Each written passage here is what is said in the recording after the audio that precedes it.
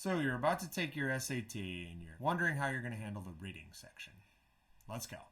With all sections of the SAT, there's sort of a right way to do it, and then there's kind of a trick way to do it. The right way, of course, is to try to read to get the main idea of these passages. Let's say you're reading one of these super old passages where two old French or whoever people are arguing with each other about something. Oh, look how old this passage is, my gosh. These can be very hard to read, but number one, always read the italics. I mean, they're going to say things like, as the United States societies grew democratic, debates arose about whether freedoms enjoyed by men should be extended to women. So this is going to be about women's rights in some way. And, the word debate suggests probably these two people are going to disagree in some way.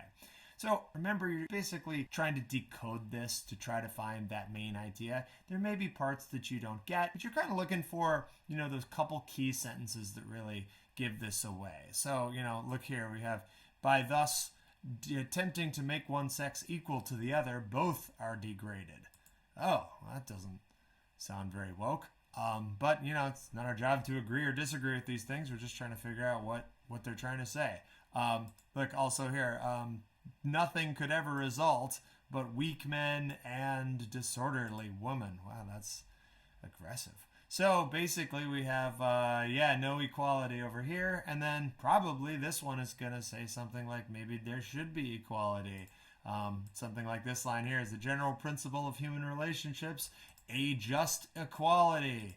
So, if you were marking these passages up, some people like to underline things, write things in the margin, do whatever you got to do. You can kind of say, no equality over here, and this passage is yay equality.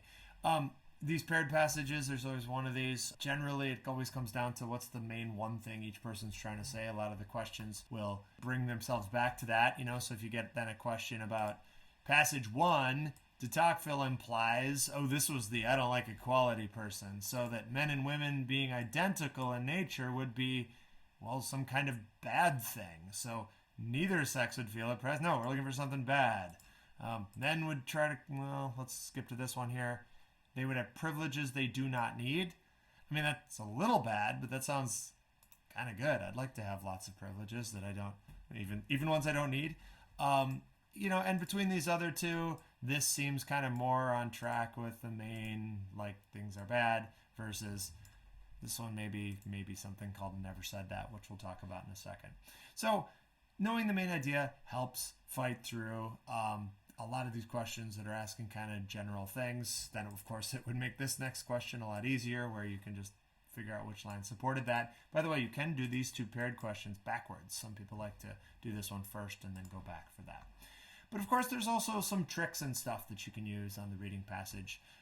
There are 3 main answer choices that they always hit you with. Basically, every wrong answer is on the SAT is one of these 3 things. Never said that, too extreme, or out of scope. If you see a question like this one doesn't have anything to do with that passage. It's about some boring biology thing about the brain. Just look for things that, knock this off, like always. Wow, that sounds a little on the extreme side here. Or never. My gosh, okay, these two are already wrong just based on those kinds of words. Extreme words like that are almost always wrong. That's the too extreme. Things like never said that, like men might try to reclaim their authority a minute ago.